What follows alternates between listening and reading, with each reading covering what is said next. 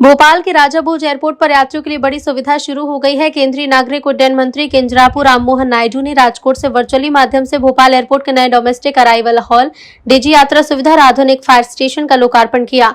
Bhopal airport पर बना नया अराइवल हॉल करीब 3800 वर्ग मीटर में तैयार किया गया है, जिस पर लगभग 23 करोड़ खर्च हुए। इससे एयरपोर्ट की यात्री क्षमता बढ़ाकर एक समय में करीब 3000 यात्रियों तक होगी। एयरपोर्ट प्रशासन के मुताबिक यहाँ अब आधुनिक कन्वेयर बेल्ट, लिफ्ट और एस्केलेटर जैसी सुविधाएं उपलब्ध हैं। साथ ही चेक इन काउंटर की संख्या 16 से बढ़ाकर 30 कर दी गई। मौके पर एयरपोर्ट पर डिजी यात्रा सुविधा शुरू की गई है, जिससे यात्रियों को पेपरलेस और कॉन्टैक्टलेस यात्रा का अनुभव मिलेगा। इस संबंध में हमारे संवाददाता जय चौकसी ने एयरपोर्ट डायरेक्टर रामजी अवस्थी से खास बातचीत। आज हमारे माननीय केंद्रीय मंत्री केंद्रीय उड्डयन मंत्री नए अराइवल वो कई सारी परियोजनाओं का राजकोट से वर्चुअली उद्घाटन कर रहे हैं। उसमें से भोपाल एयरपोर्ट में 3 सुविधाएं हैं।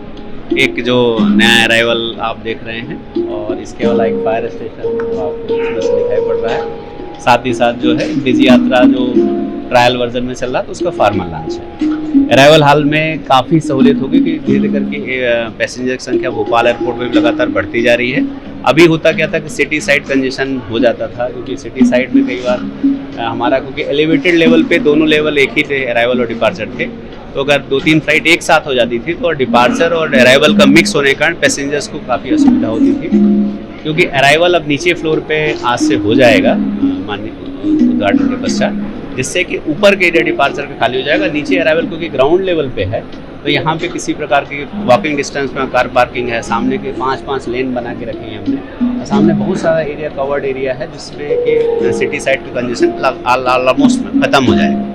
और बाकी जो इस अराइवल में पूरी सुविधाएं हैं जो आज के टाइम में रहती हैं। हमारे पास 2 बेल्ट है यहाँ पे, 3 बेल्ट के थ्रू 3 फ्लाइट एक साथ हम हैंडलिंग कर सकते हैं इसमें। और साथ ही साथ जो इसके ऊपर में जो डोमेस्टिक अराइवल हमारा खाली होगा उसको किनारे में एक बेल्ट के साथ में अंतर्राष्ट्रीय अराइवल शिफ्ट करेंगे और नॉन शेड्यूल्ड फ्लाइट्स के लिए, और बाकी एरिया को हम डिपार्चर में कन्वर्ट करेंगे उस एरिया को। और डिपार्चर में करने के बाद हमारी जो हैंडलिंग कैपेसिटी है, अगर हम जब कार्य पूरा कर लेंगे ऊपर वाला, तो उसमें हैंडलिंग कैपेसिटी 1182 हमारी अभी PHP है, वो बढ़ के 2600 PHP हो जाएगी।